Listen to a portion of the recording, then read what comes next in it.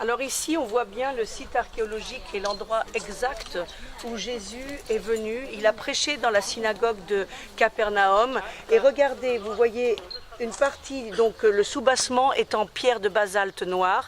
Et c'est la pierre qui était utilisée par le village de pêcheurs au temps de Jésus et au temps de Pierre. Après la destruction du temple, après Jésus, les Juifs vont être chassés de Jérusalem par les Romains. Les Romains vont mettre une légion entière pour empêcher les Juifs de rester à Jérusalem. Et le Sanhédrin va venir s'installer à Tibériade, au bord du lac.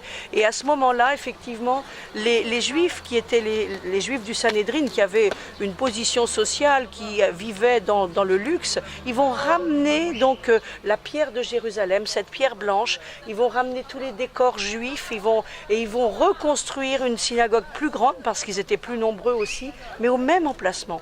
C'est-à-dire que c'est réellement ici que Jésus a prêché, c'est ici donc qu'il a guéri, c'est ici qu'il a fait luire la lumière et prêcher le royaume. Et il va sortir donc d'ici, et Matthieu nous dit encore, je sors d'ici et je vais marcher. Et il marche sur cette ruelle qui a été rehaussée maintenant, mais il marche sur cette ruelle, regardez.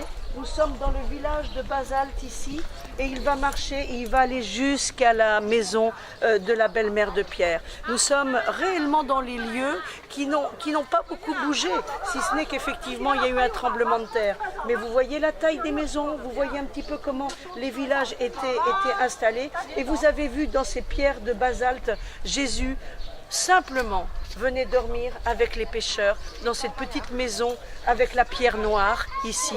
Et lui-même était la lumière. J'aime beaucoup cette confrontation entre la pierre noire, la pierre de feu volcanique et la lumière de Yeshua qui est ici et qui amène la lumière dans ce village de pierre noire. C'est magnifique. Alors, regardez aussi cette magnifique construction qui est quand même, il reste encore beaucoup de pierres, donc la fameuse pierre de Jérusalem, et on voit bien qu'elle a été reconstruite avec des pierres récupérées comme ça. Et là, effectivement, vous pouvez voir la structure, vous pouvez voir les chapiteaux, vous pouvez voir la grande salle où il y avait effectivement le culte. Et puis ici, on continue. Eh bien, il y avait un endroit sur le côté. Il y avait un endroit sur le côté qui était plus un endroit de vie, parce que les synagogues étaient à la fois des endroits où on lisait la parole, mais c'était aussi un endroit de rassemblement, comme le mot synagogue l'indique. C'est un endroit de vie pour la communauté. Et effectivement, eh bien, on va aller voir comment les enfants, ils avaient des jeux sur le sol même de la synagogue. Venez voir. On est dans la synagogue.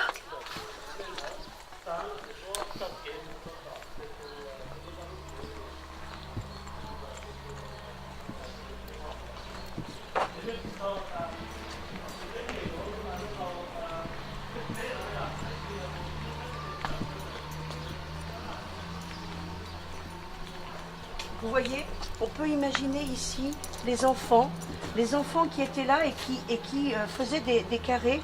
Ils mettaient des petites pierres et en fait, ils faisaient un jeu un petit peu.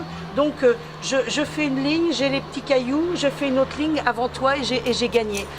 C'est vraiment un lieu de vie. La synagogue n'était pas comme le temple, un lieu uniquement pour la prière. C'était vraiment un lieu de vie où les femmes étaient là, les enfants étaient là. Les hommes étaient là et on voit bien d'ailleurs dans les textes que Jésus va rencontrer des femmes dans les synagogues. Donc les hommes et les femmes étaient ensemble et c'était vraiment un lieu de vie. Et c'était un lieu communautaire, un lieu où évidemment les gens se rassemblaient et dans la présence de Dieu aussi puisque la parole était là. Alors nous sommes vraiment avec... il y a aussi une émotion d'être sur les pas de Jésus ici. La plupart des villes... bibliques du temps de Jésus aujourd'hui existent toujours, il y a de plus en plus d'habitants, c'était des petits villages et c'est devenu des grandes villes. Oui. Sauf ici, Capernaum, c'est plus qu'un témoignage de Pierre quelque part.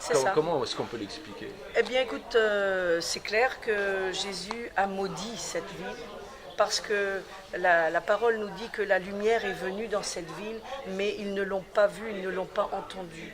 Et on peut expliquer ça de façon... C'est comme le figuier, il n'aura pas de fruits, parce qu'une malédiction de Jésus, c'est forcément une parole forte, une parole éternelle. Alors, puisque Dieu ne se repent pas ni de ses dons, mais c'est pas un Dieu pour maudire, bien sûr. Nous avons un Dieu qui nous donne des bénédictions, mais c'est les hommes qui n'ont pas reconnu. Et là, effectivement, c'est un choix que nous avons tous devant nous, c'est de dire, allons-nous reconnaître la lumière de Yeshua? Allons-nous reconnaître la lumière de notre salut? C'est ça. Si nous ne le reconnaissons pas, c'est nous-mêmes qui nous maudissons, et c'est nous-mêmes qui nous empêchons de revenir à la vie. Tu comprends? C'est très clair. Et Capernaum, eh bien, malheureusement, est un endroit de mémoire. C'est quand même important parce que nous pouvons quand même marcher dans la Bible et lire ce qui s'est passé, mais c'est du témoignage. Ce témoignage, il faut simplement le garder dans le cœur et dire, eh bien, voilà, je ne vais pas être comme eux. Moi, je vais intégrer, je vais comprendre, je veux aller vers la lumière, bien sûr.